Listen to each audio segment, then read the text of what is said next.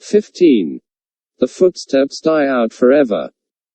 Along the Paris streets, the death carts rumble, hollow and harsh. 6 tumbrils carry the day's wine to la guillotine.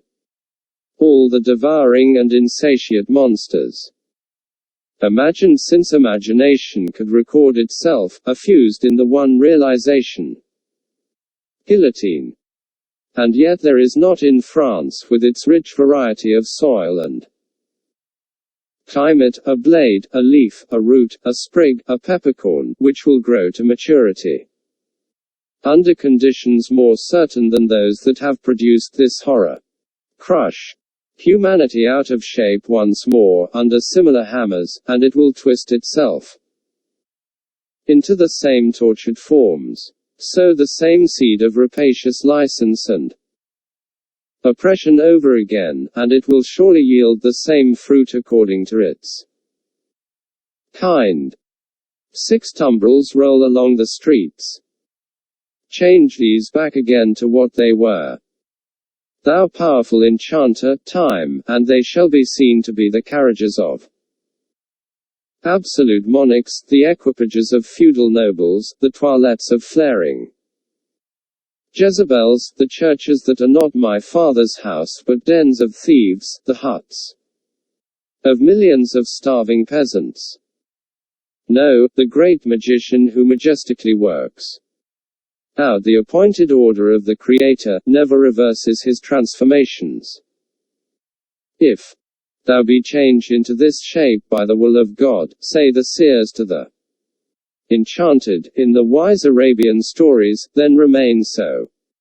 But, if thou wear this form through mere passing conjuration, then resume thy former aspect.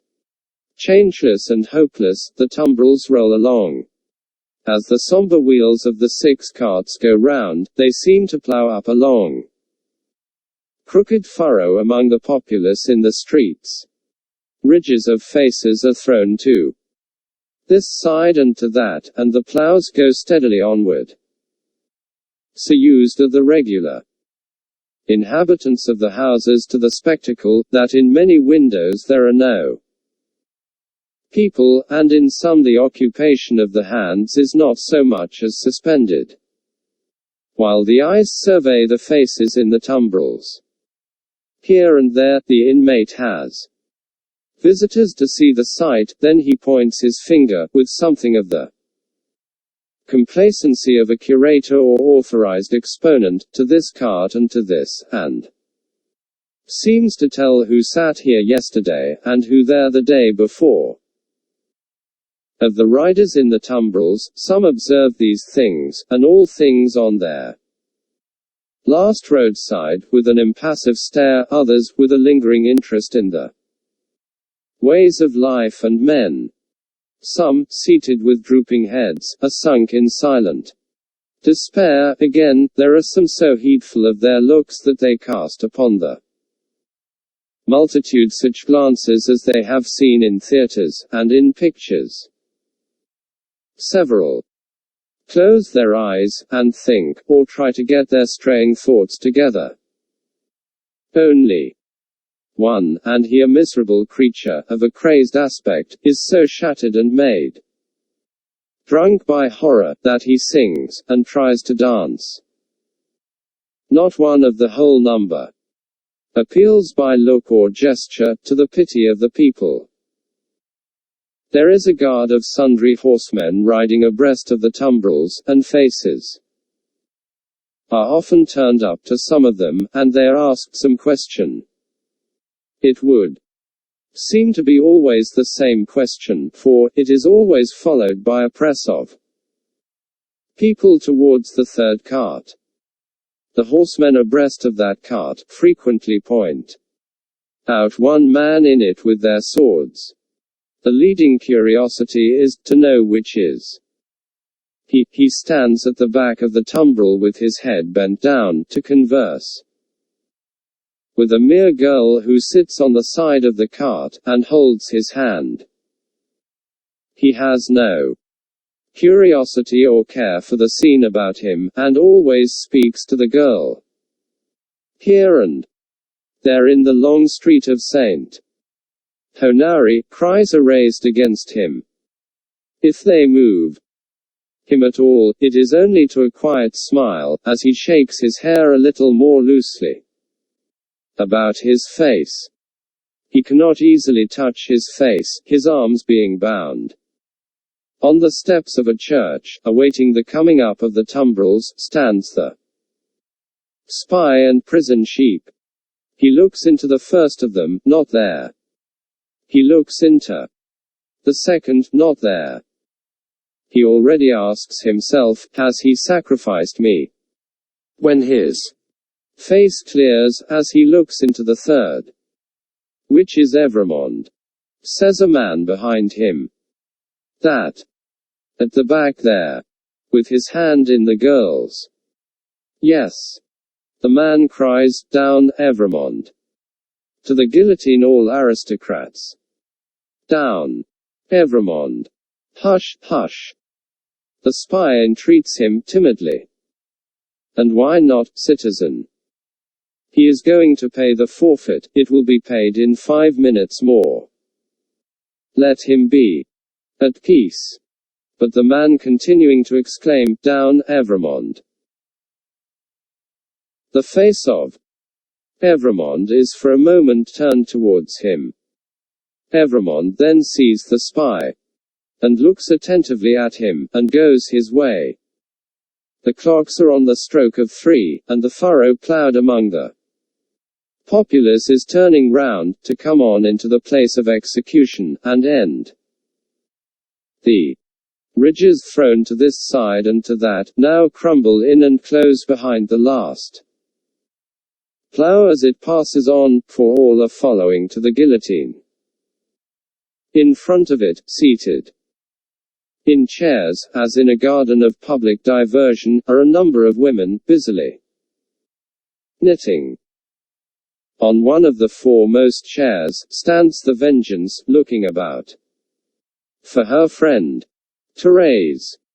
She cries, in her shrill tones. Who has seen her? Therese. Defarge. She never missed before, says a knitting woman of the sisterhood. No, nor will she miss now, cries the Vengeance, petulantly. Therese.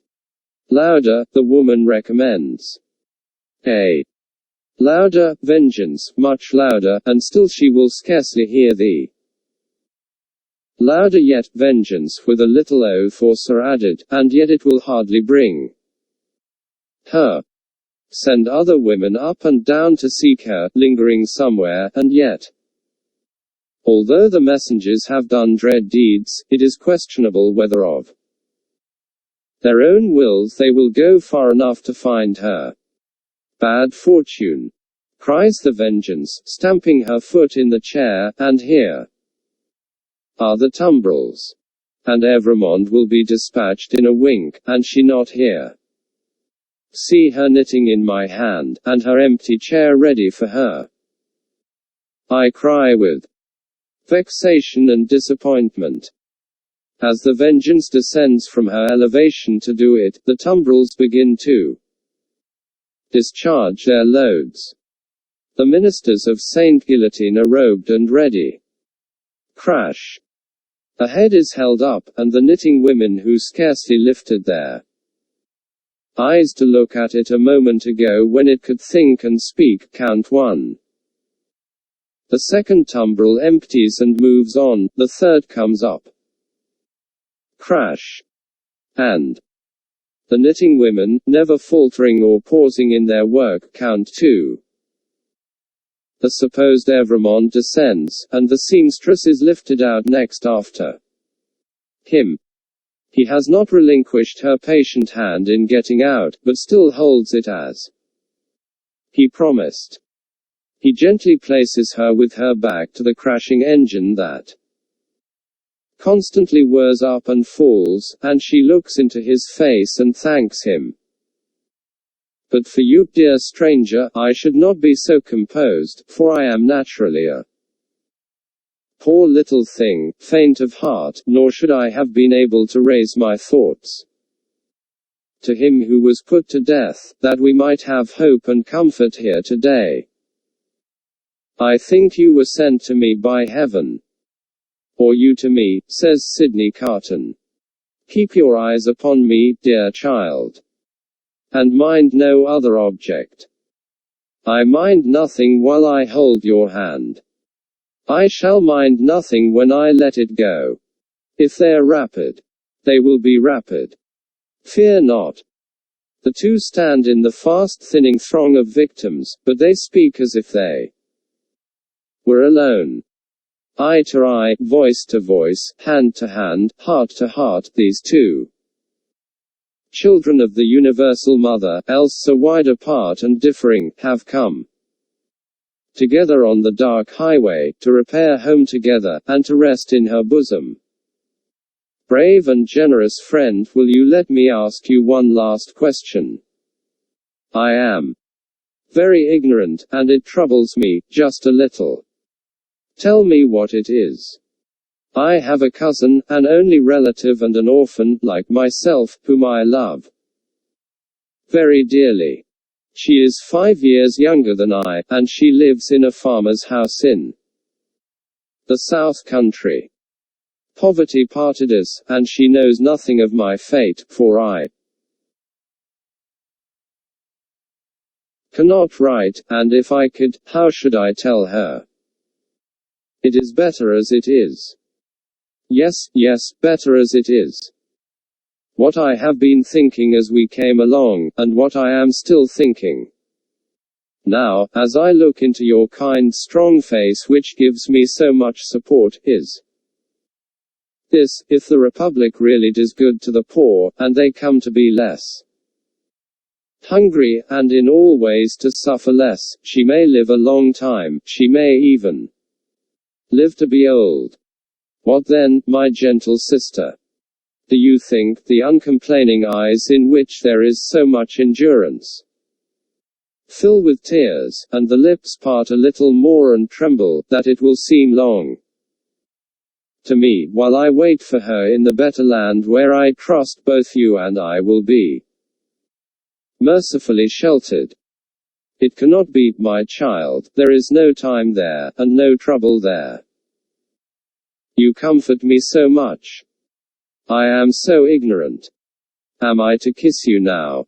Is the moment come? Yes. She kisses his lips, he kisses hers, they solemnly bless each other. The spare hand does not tremble as he releases it, nothing worse than a sweet bright constancy is in the patient face. She goes next before him, is gone, the knitting women count 22. I am the resurrection and the life, saith the Lord, he that believeth in me, though he were dead, yet shall he live, and whosoever liveth and believeth in me shall never die. The murmuring of many voices, the upturning of many faces, the pressing on of many footsteps in the outskirts of the crowd, so that it swells forward in a mass, like one great heave of water, all flashes away. 23. They said of him, about the city that night, that it was the peacefulest man's face ever beheld there. Many added that he looked sublime and prophetic. One of the most remarkable sufferers by the same axe, a woman, had asked at the foot of the same scaffold, not long before, to be allowed to write down the thoughts that were inspiring her. If he had given any utterance to his, and they were prophetic, they would have been these: I see Barsad, and Clee, Defarge, the vengeance, the juryman, the judge, long ranks of the new oppressors who have risen on the destruction of the old, perishing by this retributive instrument, before it shall cease out of its present use. I see a beautiful city and a brilliant people rising from this abyss, and, in their struggles to be truly free, in their triumphs and defeats, through long years to come, I see the evil of this time and of the previous time of which this is the Natural birth, gradually making expiation for itself and wearing out. I see the lives for which I lay down my life, peaceful, useful, prosperous and happy, in that England which I shall see no more. I see her with a child upon her bosom, who bears my name. I see her father, aged and bent, but otherwise restored, and faithful to all men in his healing office, and at peace. I see the good old man, so long their friend, in 10 years' time enriching them with all he has, and passing tranquilly to his reward. I see that I hold a sanctuary in their hearts, and in the hearts of their descendants, generations hence. I see her, an old woman, weeping for me on the anniversary of this day. I see her and her husband, their course done, lying side by side in their last earthly bed, and I know that each was not more honored and held sacred in the other's soul, than I was in the souls of both. I see that child who lay upon her bosom and who bore my name, a man, winning his way up in that path of life which once was mine. I see him winning it so well, that my name is made illustrious there by the light of his. I see the lots I threw upon it, faded away. I see him, foremost of just judges and honored men, bringing a boy of my name, with a forehead that I know and golden hair, to this place, then fair to look upon, with not a trace of this day's disfigurement, and I hear him tell the child my story, with a tender and a faltering voice.